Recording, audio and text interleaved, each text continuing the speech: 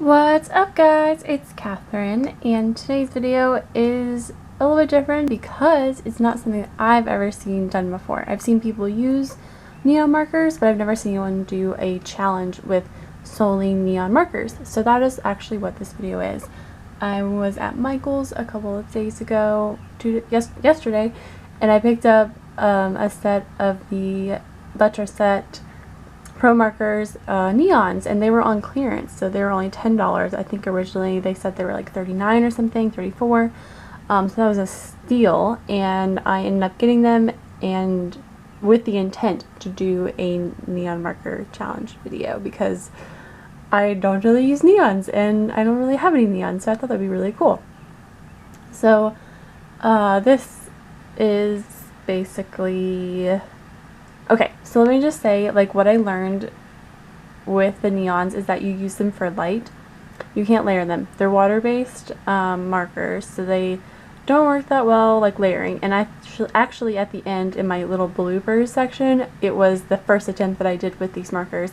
It was a jellyfish, and I wanted it to be really translucent, and you could like see through it, and really cool.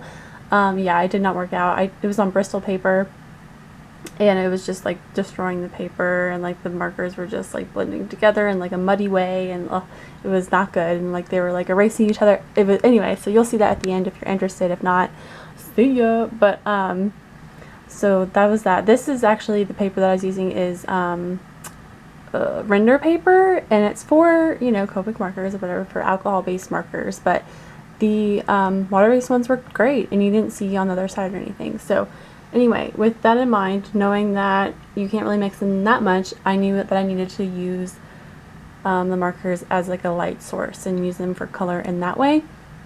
So I knew that I needed to use a lot more pen for like the darks, because you're not, like I said, you're not going to be able to layer them. So I ended up using my Copic multi-liner set that I'm starting to love for the like what is that even called? Cross hatching, I guess, to like make my little space shuttle UFO thing solid and black. So I did that, and on the Bristol paper actually the markers were smearing the Copic multi-liner, but on the render paper they didn't smear hardly at all. So that was, I was pleased with that outcome. So most of the time I spent on this drawing was actually just doing all those little cross-hatching things. They worked out, and then I ended up actually adding some stippling a little bit later to darken the areas, and then just to kind of add some more texture because I felt like it was a little bit plain. Like I said, this is just a challenge video. It's not really like a full-on like, oh, this is my art piece that I'm like super proud of. Like, I am proud of it because I learned how to use like, you know, neon markers, and it's kind of cool. They're like really super bright and they're pretty and whatever. I've never done this, so it was fun to do something I'd never done before, I guess is what I'm trying to say. And like, you know, making something that I would have never made either. So it's a space UFO, as I said, and the little pink part in the back is essentially like a motion, like a trail, like a light trail of the UFO. So the UFO is actually like blue and yellow and green, but like because it's like moving, it has like that pink and orange like light trail. You know what I'm talking about? You know what I mean? So that's sort of what that is. I don't know if it like really came off as that or whatever.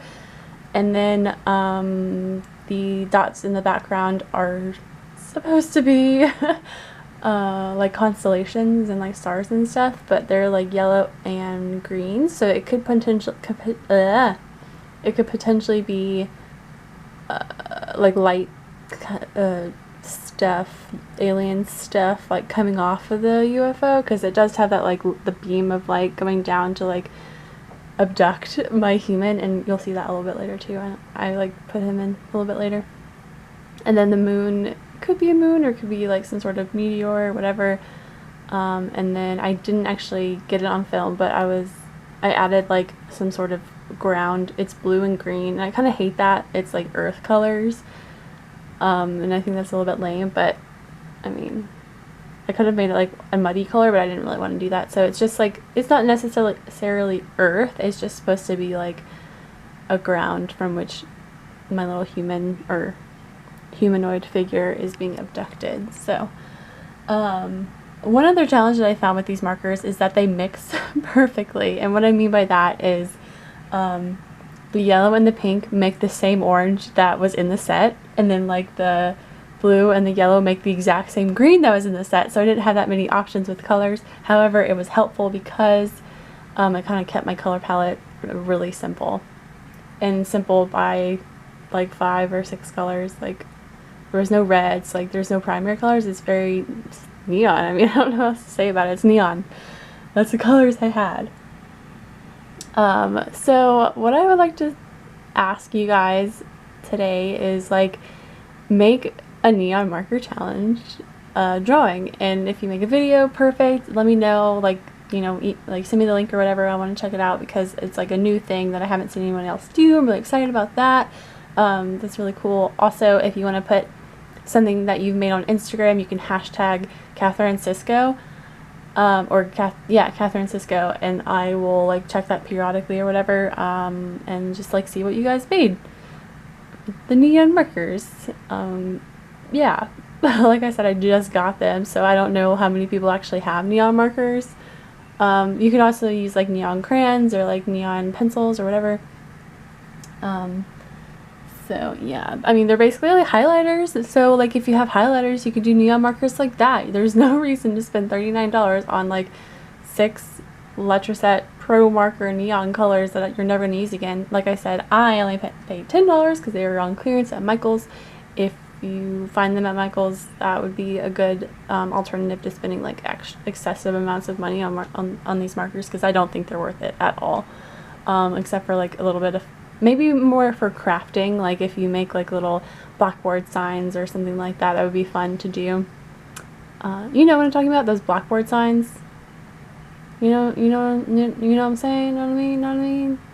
Do you hear the words like coming out of my mouth? That's what I don't know. More like for crafting or like coloring books. Oh my gosh, adult coloring books would be so fun with neon markers. So there's that, you know, application for them. But in terms of fine art, not so much. And then here I went in with my Copic black marker to get a really nice background, and this was actually before I knew that these markers were water-based. I did a little bit more research when I was trying to find out if people had done a neon marker challenge before, and that's when I found out that they were water-based.